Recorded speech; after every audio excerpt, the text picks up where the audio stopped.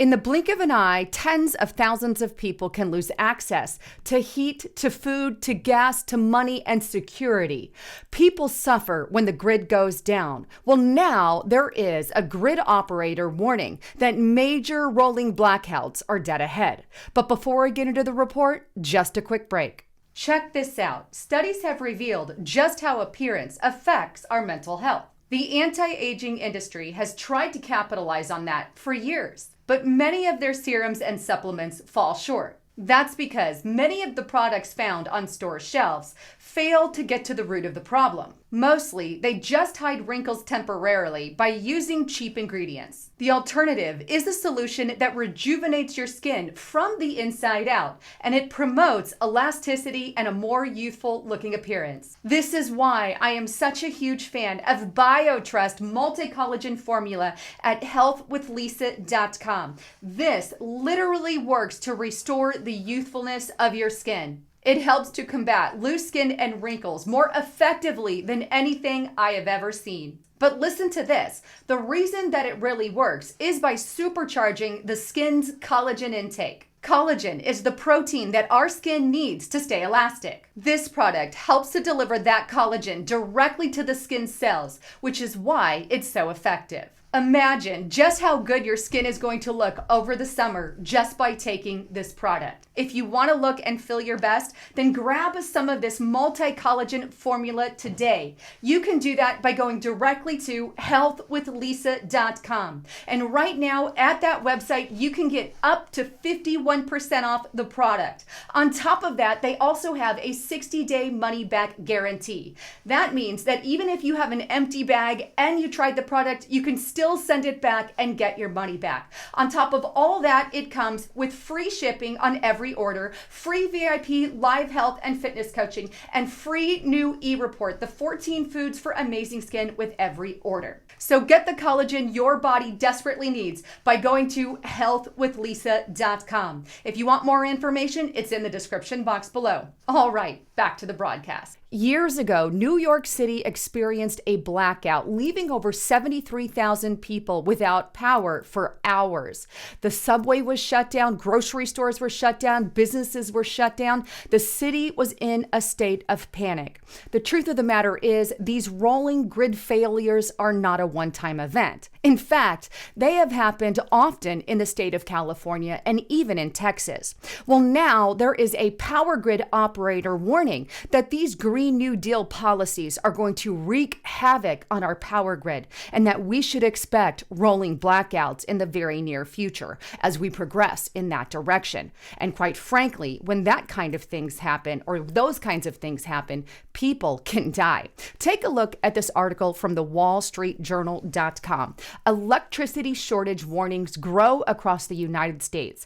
Power grid operators caution that electricity supplies aren't keeping up with demand amid transition to cleaner forms of energy. It goes on. From California to Texas to Indiana, electrical grid operators are warning that power generating capacity is struggling to keep up with demand, a gap that could lead to rolling blackouts during heat waves or other periods as soon as this year. It goes on to state, the risk of electricity shortages is rising throughout the U.S. as traditional power plants are being retired more quickly than they can be replaced by renewable energy and battery storage.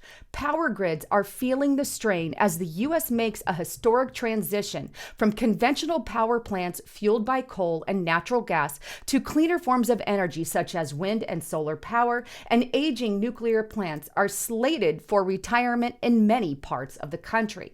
The challenge is that wind and solar farms, which are among the cheapest forms of power generation, don't produce electricity at all times and need large batteries to store their output for later use. While a large amount of battery storage is under development, regional grid operators have lately warned that the pace may not be fast enough to offset the closures of traditional power plants and can work around the clock. In other words, the supply is not meeting the demand. And regardless of that fact, Democratic governors are still going forward with their green agenda plan and removing and eliminating our fossil fuel facilities. Not only that, but these green renewable resources are nowhere near as reliable as what we have currently. Not only that, but something else to think about I found in this article, and this is on the conservativedailynews.com. Grid operators warn of shortage as more electrical vehicles increase demand. The article goes on to state the capacity shortfalls will be exacerbated by massive increases in demand as electrical vehicles with batteries as large as 180 kilowatts get plugged in every night. Battery operated cars and trucks could use as much power in a single full charge as the typical U.S. home uses in 5 days. Even if only 20% of a 100 kilowatt hour battery is used each day, that would almost double the electricity demand of the typical American home. And that's just for a single car household. As EVs typically get charged at night, they offset the typical low usage time when solar plants rely on batteries to serve demand. That's another thing to consider, because if the Biden administration is pushing all of us to have these electrical vehicles, which by the way cost $40, $50, and above $1,000, and we start plugging in these cars to our homes en masse, well, on top of the new green energy supply that they're headed after, we could have some severe devastations to our power grid. Now, with that, I also found an information article on zerohedge.com that talks about limits to green energy that I want to show you. Take a look, zerohedge.com. Limits to green energy are becoming much clearer. What are some of those limits? Well, I'm going to brief through some of these, but for starters, number one, it is becoming clear that intermittent wind and solar cannot be counted on to provide adequate electricity supplies when the electrical distribution system needs them. Early modelers did not expect that the variability of wind and solar would be a huge problem. They seem to believe that with the use of enough intermittent renewables, their variability would cancel out. Alternatively, long transmission lines would allow enough transfer of electricity between locations to largely offset variability. Now, here's some examples of when they've had problems with that. China experienced dry, windless summer that caused many rolling blackouts in the city. In Europe, Kosovo also experienced rolling blackouts due to the weather, and specifically the winter weather. Number two, adequate storage for electricity is not feasible in any reasonable time frame. This means that if cold countries are not to freeze in the dark during winter, fossil fuel backup is likely to be needed for many years in the future. Number three, after many years of subsidies and mandates, today's green electricity is only a tiny fraction of what is needed to keep our current economy operating. And you can see some of the tallies here between wind, solar, and hydro in U.S. We are at under 8% there. We also have number four. Even as a percentage of electricity rather than total energy, renewables still comprised of a relatively small share in 2020. In other words, we just don't have enough. And here's kind of that chart here with the US.